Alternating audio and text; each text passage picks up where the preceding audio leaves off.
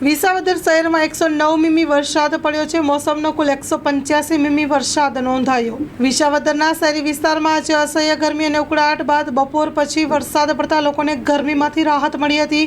વિસાવદરમાં સત્તાવાર સૂત્રોના જણાવ્યા અનુસાર સવારે 7 વાગ્યાથી 9 વાગ્યા સુધીમાં 48 મિલીમીટર એટલે કે 2 ઇંચ વરસાદ પડ્યો હતો। બપોર પછી 61 મીમી વરસાદ પડતા ટોટલ 109 મીમી વરસાદ પડેલો હતો।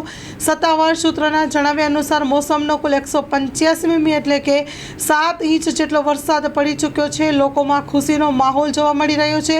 ખેડૂતો પણ વાવણી કરવાની તૈયારીમાં લાગી ગયા છે, ત્યારે સૌ લોકો દ્રશ્ય જોવા માટે નીકળી પડ્યા હતા। લોકો વરસાદની મજા માણી રહ્યા છે।